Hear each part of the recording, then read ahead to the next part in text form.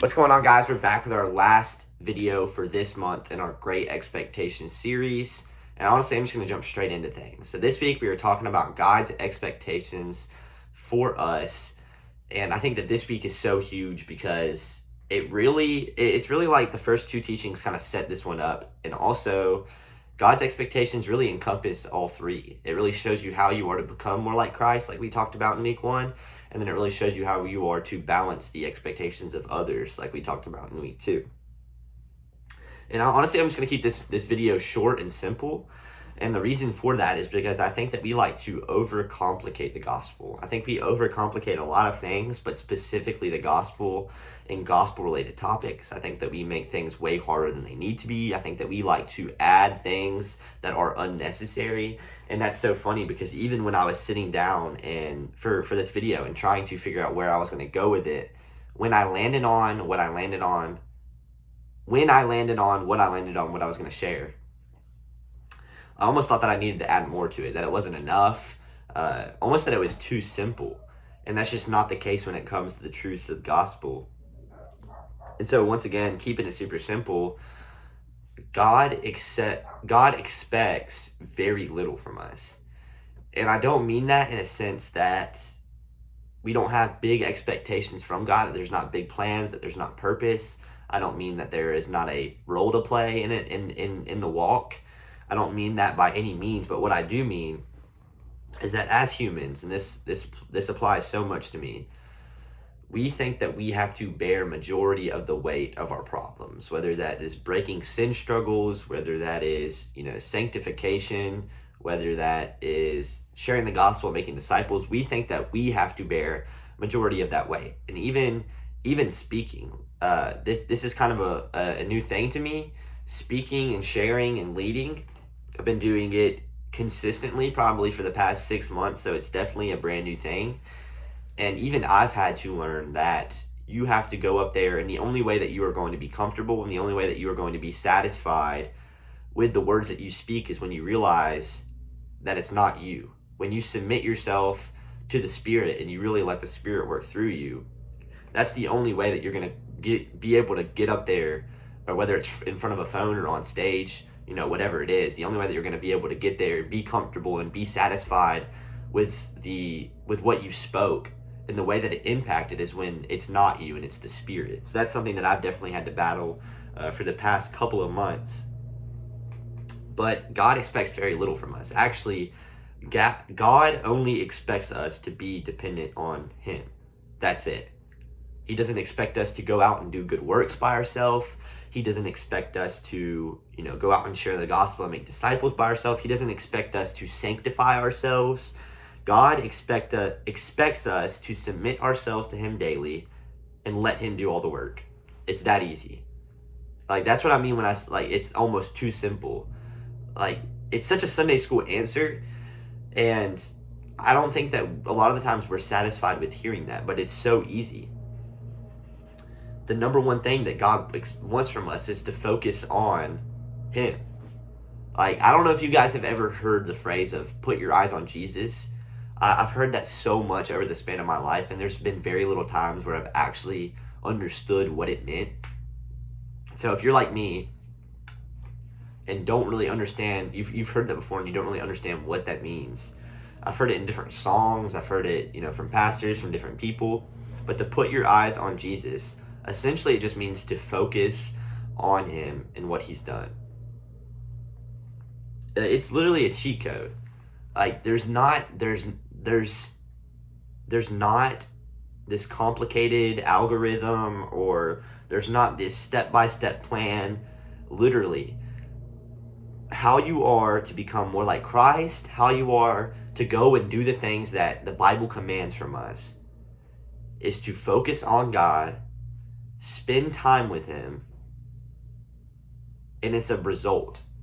I think we like to think of these things as an action. We like to go out and we have to earn a disciple. We have to go out and we have to earn, we have to study super hard and to share the gospel, which I'm not saying that you don't, but I'm saying that we like to think it's all on us.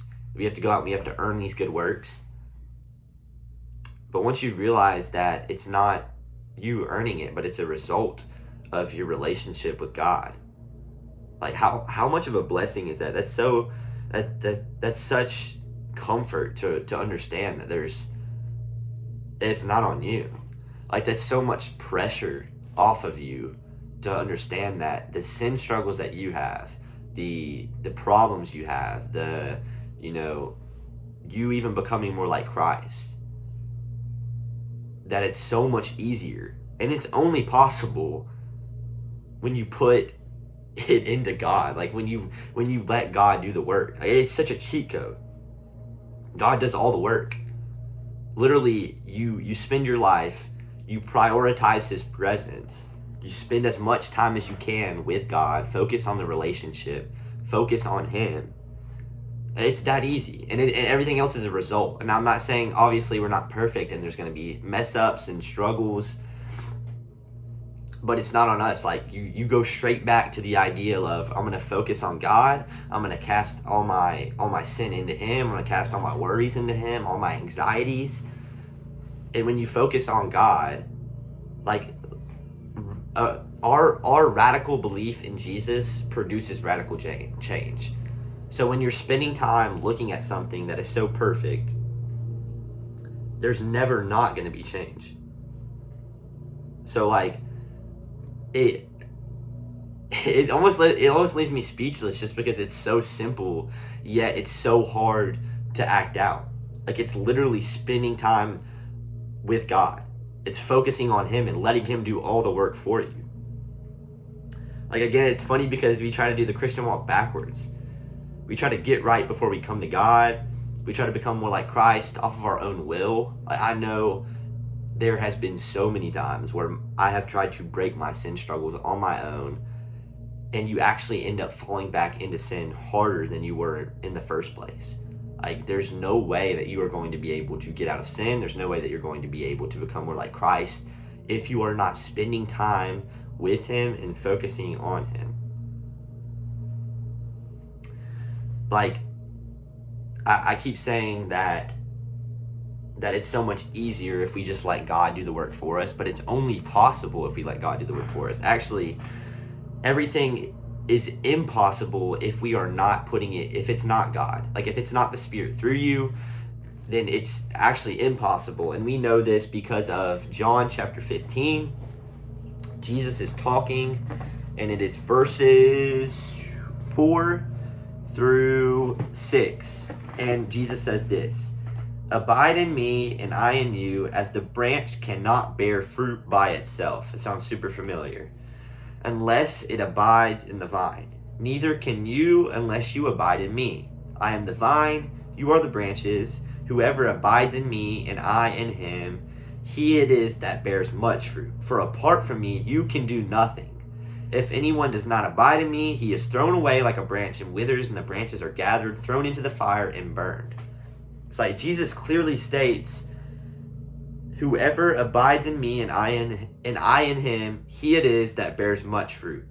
For apart from me, you can do nothing.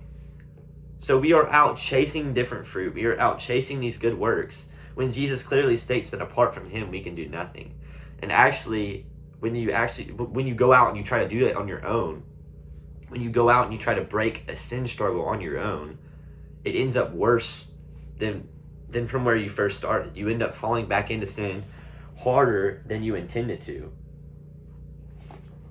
So actually, in verse 3, God says, "Already you are clean because of the word that I have spoken to you." And then in verse 4, he says, "Abide in me and I in you, as the branch cannot bear fruit by itself unless it abides in the vine."